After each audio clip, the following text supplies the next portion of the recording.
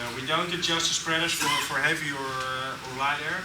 And the reason for that is that if we go out on a day of sailing, especially in Formula 18, where the notice of race is 4 to 6 races a day, so that means like we can be out there for 6 hours, 7 hours, and the breeze can change a lot. And you want to be ready to do the whole spectrum. And if you set your spreaders for only one setting, like really light, and you put them far forward, and now it starts humping, you're in survival mode all the time. And if it's humping and you put them really far back, and it lightens up, you can't get that power back anymore.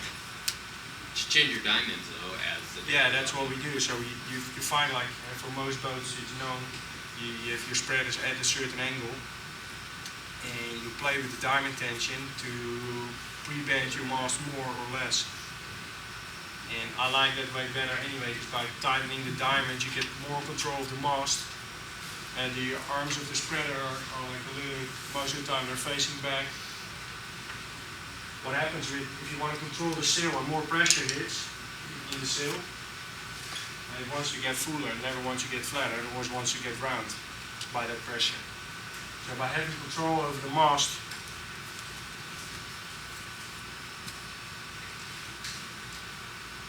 with the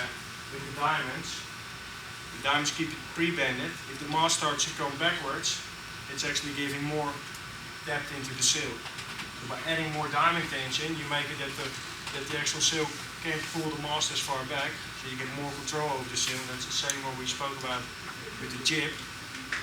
If the sail gets fuller, it rounds up, gives more power, closes the leads, and you're in the whole circle of negativity. But the diamonds control the mast below the hounds. Yeah. And above the mast, is there any negative trade-off between I tighten the diamonds and now the top wants to be too full? No, there's actually positivity. Because by tightening the diamonds, and we've got the supported part of the mast and we've got the unsupported part of the mast. If we tighten the diamonds, we make the supported part of the mast actually extra stiff, which relatively makes our top less stiff, so more bendy. So the top, if we sheet in, the top will bend more. And if we pull the cunning out, the top starts to bend more. So we actually make the top flatter, so there's a positive effect on it. So that's why we take diamond tension off when we want to power up, so the whole mast starts to be more like a fair round, and therefore not that extra bend at the hound. Makes it more round, but it gives you a bit more power.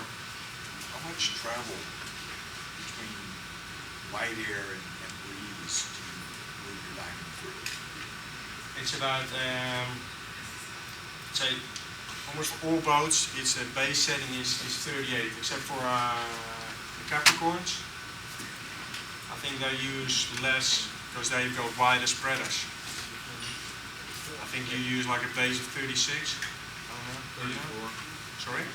34, 35. Yeah, 34, somewhere there. And why? Because they've got wider spreaders.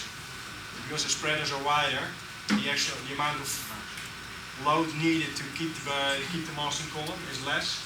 So therefore you have to run less tension on that. But we're all about the same spreader width. And with the same spreader width we need about 38 on the diamonds, on the minimum. Does crew weight make a big difference? For the minimum, no. But if you're sailing at 400 versus 325. Yeah, then even then, like if you take more off, your mast is unsupported and it starts to move more and reduce power instead of generating power.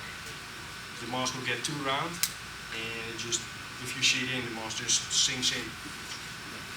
So from the minimum tension to the maximum, how far do you move the diamond wire, or you look at numbers? Now, that's what I want to say. I start at 38, and then if I go out on the water, you got a range with you, and most of the time you count the amount of quarter turns. That's the amount of travel you can do. So we play up to 30 quarters. How many But you quarters? shouldn't tell like 30 quarter turns.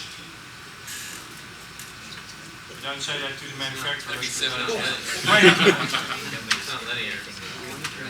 How many threads per centimeter? Well, it's like if you do it's like, it depends a little bit. Most of us have like one screw. So And then a quarter turn is like four of those quarters full turn. So we play about 7 full turns and a half, something like that. If you have like in the 20s, they have a double. They work straight away double. So if you put one turn, it goes top and bottom coming together. So there you have to do less, and like half of that. So you keep count. Yeah, I keep count because that's what it's easy. I don't have my loose gauge on the water, so I want to keep the count. And I said, okay, we go to plus 12 or 16 or 20. So what sort of tension are you getting to when you do 30 quarter turns? Yeah, I don't know. I've never measured it.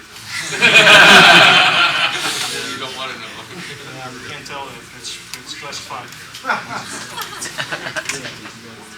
Okay. But a lot of these items have like one general picture which we need to see. Like we're trying to achieve certain things with our sails. And it's like we try to make them fuller, or we try to make them less full. We try to control the shape, and we try to control twist in the sail. That's still what we're talking about with all these little items we talk about. Those are the general items we need to look at. So I know it's very easy with these boats and the technical part to get too much detail, but those are the items.